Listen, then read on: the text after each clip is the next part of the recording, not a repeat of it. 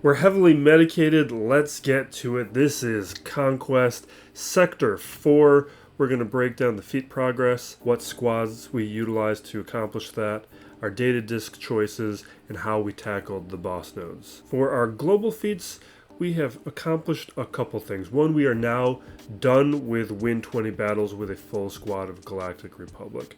Between a couple of these sectors, once you complete some of the main feats, you have an opportunity to use some other squads. That's when you should be using the Galactic Republic. We also have a lot of progress on Booming Voice, or using the Booming Voice data disk to follow my lead. This I should have completed in this sector, but I didn't put it on quick enough. Before it occurred to me to make the change, I was halfway through the sector. I should have put it on earlier, even from the beginning. Dark Side clones, we're saving that for Sector 5. But this shows what I was saying from the beginning. Don't worry about the globals. They're going to happen mostly on their own. Sector 4 feats. We have accomplished the damage over time, win 10 battles with no tanks, and gain evasion up 60 times. And we're halfway done with Qui-Gold. We easily could have accomplished Qui-Gold if I was playing this slower. The stamina on him is too low, and I do want to have him for the next sector. I think he's much more important in Sector 5 than in Sector 4. But because I avoided using him in Sector 3 for that blind, I did have enough stamina where I was fine using him a little bit, and he'll be able to recover overnight to a level that might be acceptable. But I'm finding that the big theme of this conquest is a lot of these pirate feats. I'm kind of ignoring them. I'll come back to a number of them after the fact, but because of the demands on the stamina, they're the least practical feats. Sector 4 feats, we used a variety of squads, and we'll talk about a number of them in detail. The one squad you're not going to see here, though, is Lord Vader with the Dark Side clones, and that is because in Sector 3, we had to use them for disarm, so they're pretty depleted in stamina, and we're going to need them in Sector 5 for CX2 surviving. So utilizing them here is just going to make Sector 5 harder, even though they would be the single best option for the damage over time. But even though they're good at damage over time, they're not going to be the most efficient options because they're not also going to do evasion up, and there's a tank in there, so we're not accomplishing no tanks. Instead, I used a Palpatine squad and a Sith Eternal Emperor-led squad to handle those, because these are two options that we were able to focus on multiple feats simultaneously. And I used these two squads in the first half through the sector. I began with Palpatine lead, and that is because of the turn meter mechanics. Because the dots were going to fuel extra turns. When you use Palpatine lead, you can use Force Crush as a first move, gain 100% turn meter, then jump into Merciless Massacre to quickly cycle through basics to use Force Crush again before you even get out of Merciless Massacre. And that way you are getting through the cooldowns very quickly, allowing you to get multiple Force Crushes off per battle. You're also going to get more dots from Demoralizing Blows on Darth Sidious, so we have multiple AoE abilities, very quickly ramping up those damage over time. Mara Jade is here for the potency she is giving from Emperor's Hand. And Seventh Sister, she has an AoE evasion up with enemy intelligence, so she is able to contribute a few times in a battle, maybe, well, 1 or 2 times per battle to make progress on evasion up. On harder nodes, I would switch to a Sith Eternal Emperor. You see, I did not use this squad as much,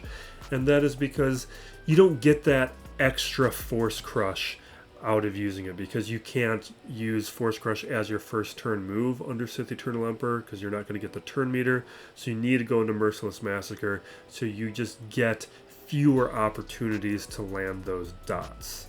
But still, it's going to be an effective team for no tanks and those dots, but you're not also getting any evasion up from this squad. And as soon as those dots were completed, which was very early into the sector, I stopped using those teams. I also didn't worry about no tanks. There's other squads I was utilizing for no tanks. Well, to complete no tanks. But first I want to address the pirates. Now the pirates, I did not actually utilize this team all that much. They weren't very effective. Partly that is because of the stamina drain. I was using Ethano here because Maz Kanata was utilized a lot in Sector 3, and I want to use Maz in Sector 5 where the pirates are going to be more important. Quaigold needs to survive. That I ended up utilizing a different squad for that. We'll talk about it in a moment.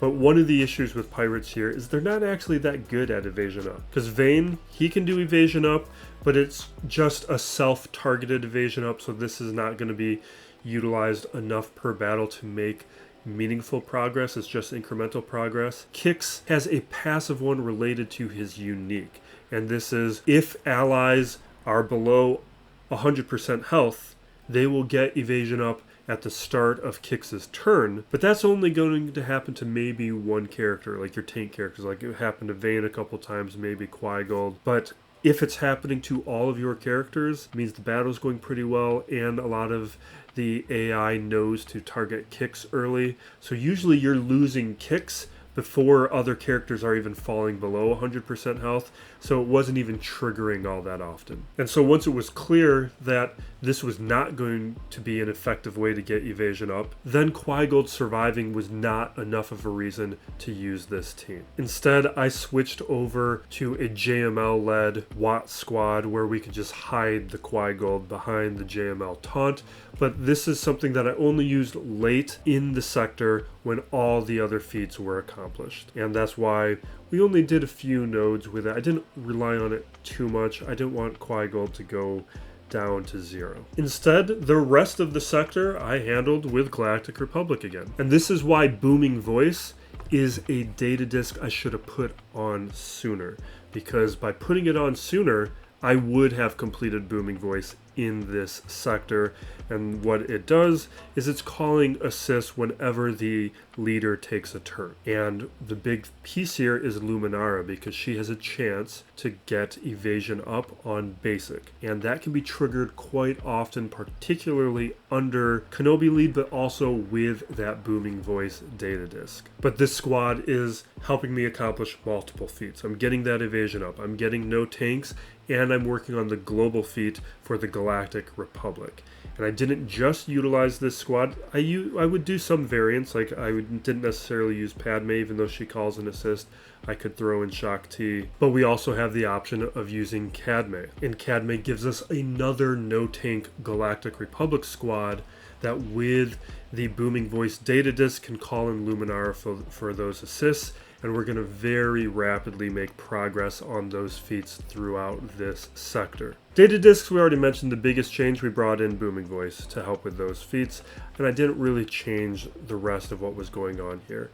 Defensive formation for those attacks out of turn is going to work very well with Booming Voice. Ruthless offense, you can just feel the impact of it. It's just a very valuable single dot, and entrenched. I have a blue one now that I could afford to take off a green one, and then the other one I took off not Painful Trials, Leader's Resolve. I took that off to make room to put on Booming Voice. And in terms of some of the new discs we accumulated, I didn't put any of them on, but I grabbed another Vitality.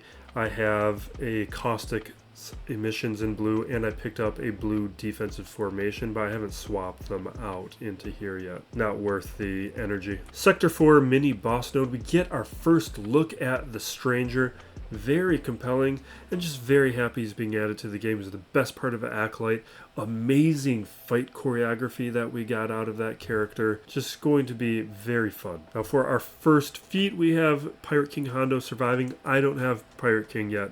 I will have him maybe by the second time this conquest shows up, but definitely by the third time. We're very rapidly approaching him. I'm completely fine on gear.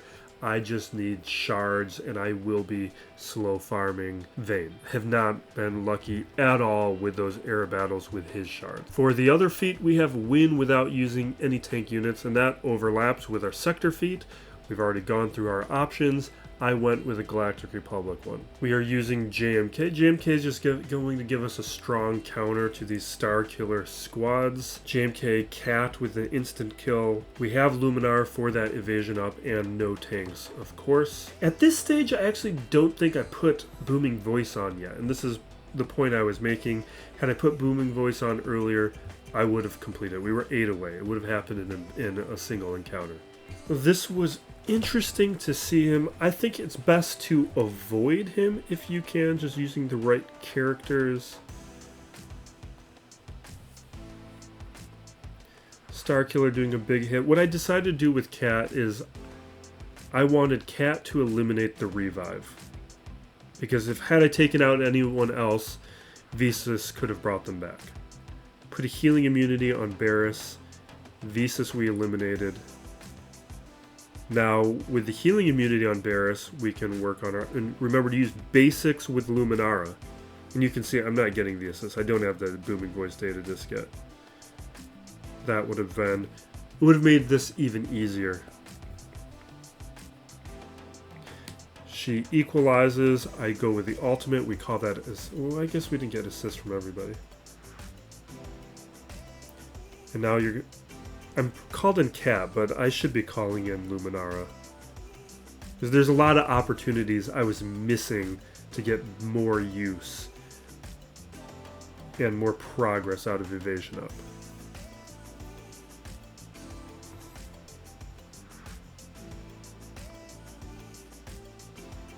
Eliminate Starkiller, and then we're done.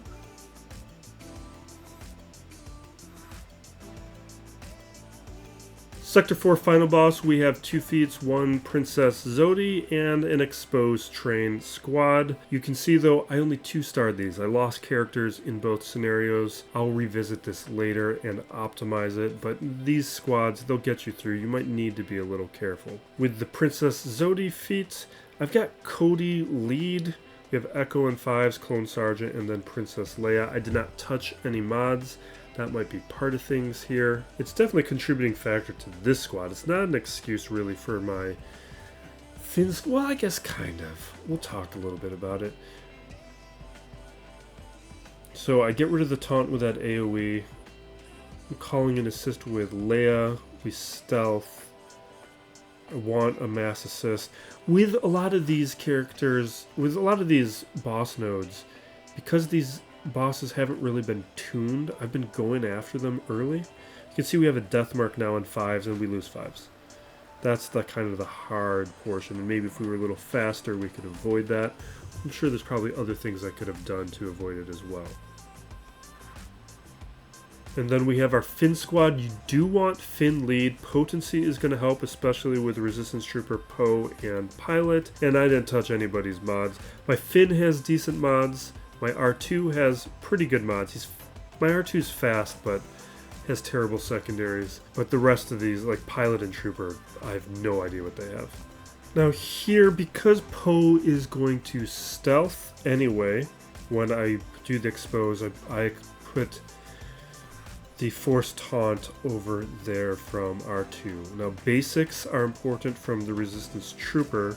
That's where you get the expose. Resistance Pilot does it on the special. And we're just using the little turn meter mechanics from Finn. You do need the Finn lead Zeta to do it. I think it really matters. But we lose Poe. Poe gets the death mark. Maybe I could have played things differently to make Finn taunt, because my Finn's better. Maybe he survives it better. We also have booming voice now, so you're seeing extra assists.